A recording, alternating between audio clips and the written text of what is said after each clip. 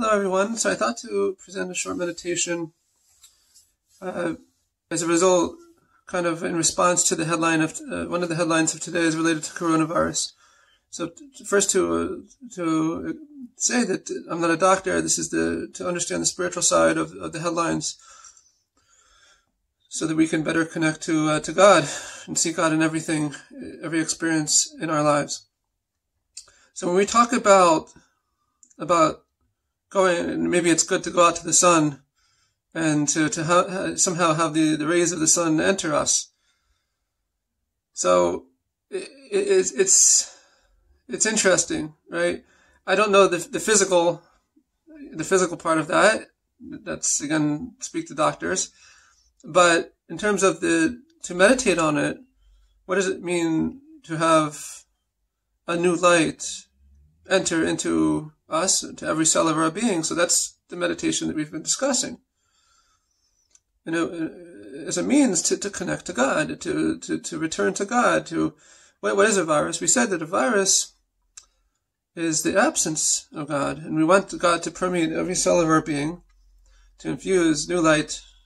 And we do that by connecting to others, by teaching the new Torah of Mashiach, spreading the new light, sharing the new light and revelations of Mashiach, of the redemption, teaching as taught through the new revelations of Torah to others, connecting to others.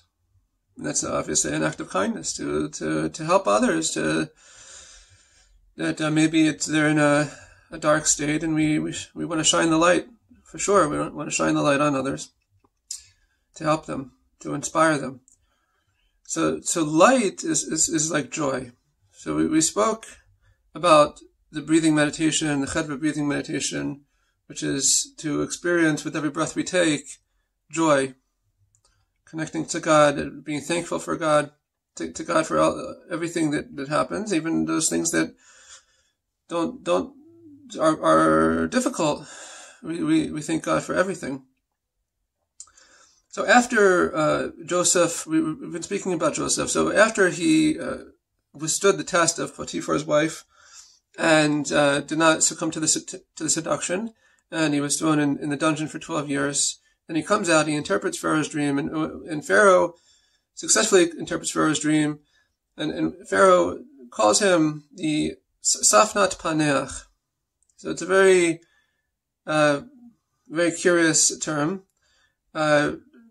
Basically means that, as we discussed, the revealer of that which is concealed.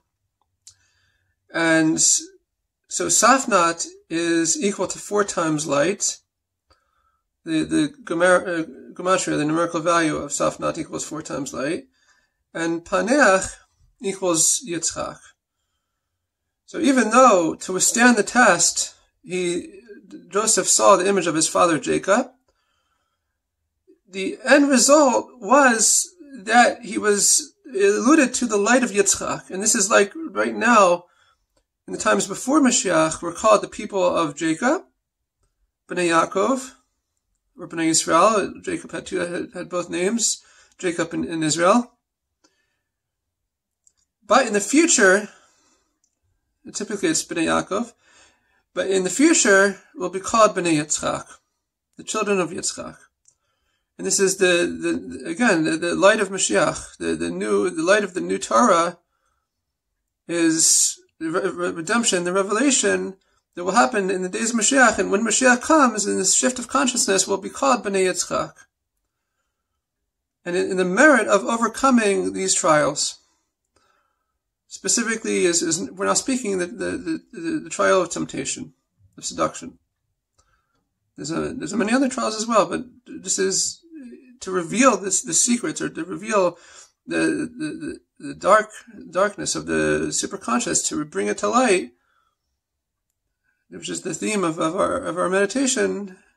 So that's and it's also to transfer from a tzaddik to become a king. Joseph became a king himself, as it says. He became, according to some opinions, he became Pharaoh for a time. Which is why that when the Talmud speaks about when Moses, it was time to find the bones of Joseph, to take them and to bury them in Israel, in Shechem,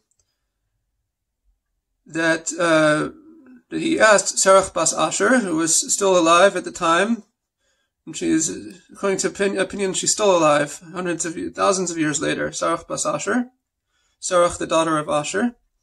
Asher is one of the tribes, one of the 12 sons of Jacob.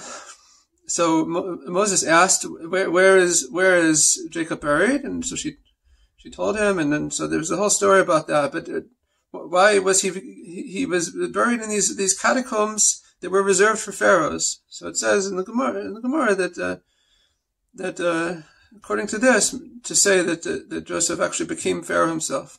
So now we're in the transition. The period that we're living in now is the transition from the times of when we're all what we call a nation of Tzaddikim to a nation of kings.